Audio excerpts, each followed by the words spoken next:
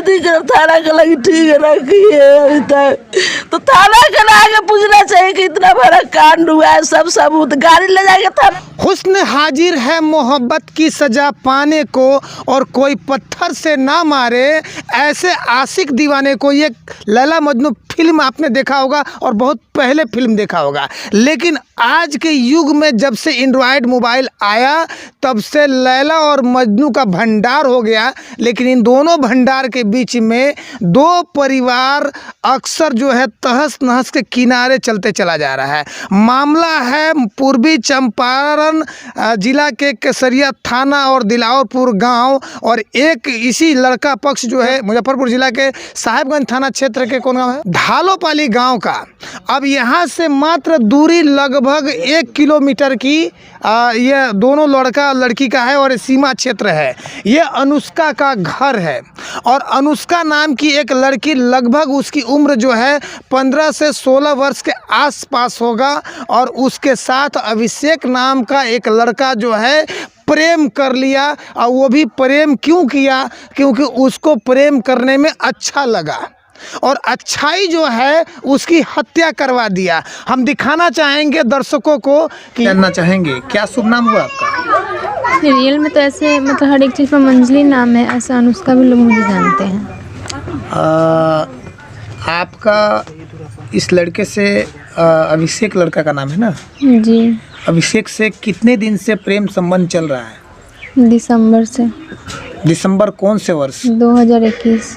2021 22 चल रहा है, 21 यानी 1 वर्ष हो रहा है। इस 1 साल के अंदर में आपने कभी आपके घर वाले को इस बात की भनक मिली?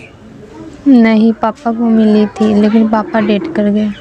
पापा को मिली थी और पापा डेट कर गए, यानी जैसे भनक मिली वैसे डेट कर गए कि कुछ दिन के बाद डेट किए? नहीं, कुछ दिन के बाद उनकी तबीयत आगे से ही बहुत ख़राब थी। इस चीज़ का विरोध उन्होंने कभी किया या नहीं किया? नहीं, बोले जब मेरा तबीयत अच्छा हो जाता है तो फिर तुम बताना। अच्छा, आपकी माता जी को मालूम था? मम्मी तो 4 साल पहले डेट कर गई। यानी आपके मम्मी पहले डेट कर गई और बाद में पिताजी डेट किए? जी।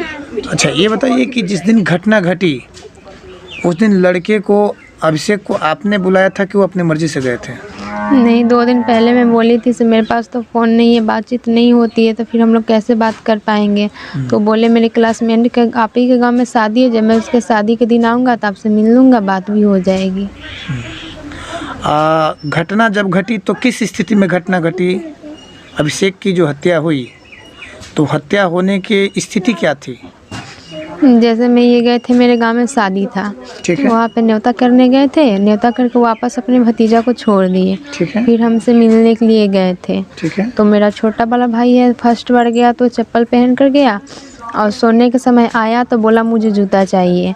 और दिन रूम खुलवाता था, ऐसा कुछ नहीं हुआ। उस दिन आया जूता के लिए तो धक्का मार दिया और देख लिया अभिषेक को। तो होता ना, मैं अपनी बहन से पूछी इसी के कमरे में ये बुलाई होगी, तो ऐसा कुछ नहीं सवाल किया। फिर बड़े वाले के पास फ़ोन किया तो बड़े वाला बोल रहा था घर से बोल के गया था मैं जा रहा हूँ शादी में। तो वहाँ पे डीजे की भी आवाज़ नहीं सुना रही थी, और पता नहीं 1-2 मिनट भी नहीं हुआ वापस आ गया वो घर पे। तो वो भी देख लिया अभिषेक को। अभिषेक को देखा तो स्थिति क्या थी? यानी कमरे में अगर कोई बैठा है या कोई इस तरह का स्थिति है कि देखने के बाद लोगों को क्रोध आ जाए, तो स्थिति क्या थी? नहीं, वो मतलब उनको ठंड लग रही थी तो वो सोए थे, और हम बैठे थे, और जब मेरे भैया आए तो उस समय मैं खड़ी थी। अच्छा। तो ये देख लिया तो पूछा अभिषेक, तो ये नींद में थे, बहुत गहरी नींद में। तब बोले हाँ तो क्या करना है, तो ये कुछ नहीं बोल पाए। तो अभिषेक उनको बोले भाई मारोगे क्या? तो एक बैग वार करने लगा और बोला छोटा वाला को तू वीडियो बनाओ। अच्छा। तो एक वो मार रहा था, ऐसे टांगे से मार रहा था, पीछे से वार किया। अगर स्थिति में भी देखता था आगे से न वार करता, तो पीछे से वार किया और मतलब सर पे मार दिया तो वो बेहोश हो गए। और छोटा वाला वीडियो बना रहा था। जब वो जैसे उसको मारा तो वो भी पकड़े टांगे, तो मैं भी पकड़ी, तो मुझे धक्का मारा किसी और घर में किया, और उसको मारते बिस्तर पर से घिसते घिसते अंगने में लेकर आया। यानी प्राण निकल चुका था क्या? नहीं, बेहोश हो गए थे। फिर मेरी दादी बोली से छोड़ दो मर जाएगा, तो बोला हट वरना तुम्हें भी मार देंगे। तो तो वो भी हट गई। और एक लड़का था मेरे चाचा का लड़का, तो वो बोल रहा था अरे भाई इतना पिटा रहे हो, भाग तो जाओ। फिर भी भागने की कोशिश की लेकिन भाग नहीं पाए। तब तक दोनों पकड़ लिया और हाथ पैर दोनों उठा कर पीछे महल लेकर गए। और जहाँ पे हत्या की वहाँ पे पता नहीं कितने आदमी थे, लेकिन मेरे हिसाब से 2 आदमी से वो नहीं मर सकता है, 5-6 आदमी का हाथ है उसमें। यानी उसकी हत्या में और भी लोग सहयोगी थे? जी, एक दुकान वाला है इधर, और ये जब अभिषेक जाता था तो जब घर से निकाल के ले गया घसीटते हुए, तो आप क्या कर रही थी उस समय? मैं उस समय कमरे में बंद थी। आप अच्छा, आपको बाहर से बंद कर दिया गया था? जी। हत्या करने के बाद आरोपी कहाँ गया? भाग गया। आपको कमरे से कौन निकाला? मेरी दादी। दादी ये जब आपके कमरे से निकाली तो आप सीधे कहाँ गई? मैं सीधे, मुझे पता चला से लाश वहाँ पे है, तो सबसे पहले मैं लाश के पास गई। ठीक है। तो वहाँ से लोग मुझे उठाव कर ले गए। जैसे मुझे होश आया वैसे मैं वहाँ से भाग गई। कहाँ भाग कर चली आई? यहाँ पे। यहाँ भाग कर आने का आपका उद्देश्य क्या रहा? जैसे अभिषेक को मार रहा था ना, तो वो बोले अनुष्का अगर मुझे कुछ हो भी जाए तो इंसाफ दिलाना, मेरे साथ धोखा मत देना। ये बोल कर वो चुप हो गया। उसके बाद कुछ बोल ही नहीं रहे थे। अच्छा, तो आप कब बोले? अभिषेक कब बोला? जब उसको मार रहा था तब। उसी समय चिल्ला चिल्ला के बोल रहा था? जी। तो आप इंसाफ दिलाने के लिए इनके अभिषेक के घर पे चली आई हैं? जी। इंसाफ दिलाना तो आप अपने घर से भी कर सकती हैं ना? नहीं, मैं घर से नहीं कर सकती। मेरे गांव के पूरे टोटल लोग, मुखिया, वार्ड, सरपंच जो भी है, सब बिक चुके हैं। सब उधर से बोल रहे थे लड़की को उठा कर ले गया, जिसमें मैं खुद अपनी मर्जी से आई हूँ। क्या चाहती हैं आप? मैं न्याय के लिए लड़ रही हूँ। मुझे इंसाफ चाहिए इस घर परिवार को। इस घर परिवार को इंसाफ दिलाने के लिए आप तैयार हैं? जी। लेकिन सवाल एक और आपके सामने है कि आपकी जीवन, इंसाफ तो देना और दिलाना न्यायालय का काम है, न्यायालय देगा ही देगा। आप साक्ष्य हैं उस घटना की। इस घर में कब तक रहिएगा आप? जब तक इंसाफ न मिल जाए तब तक। इंसाफ मिल जाएगा तो क्या आप पूरे जीवन विवाह नहीं कीजिएगा? अभी तो शादी विवाह के बारे में सोची नहीं हूँ। लेकिन ऐसा हो सकता है ना? हो सकता है, लेकिन अभी शादी विवाह के चक्कर में मैं नहीं हूँ। कैसे दिमाग में आपको क्रिएट आ गया कि हम उनके घर पे ही रह के इंसाफ दिलाएंगे?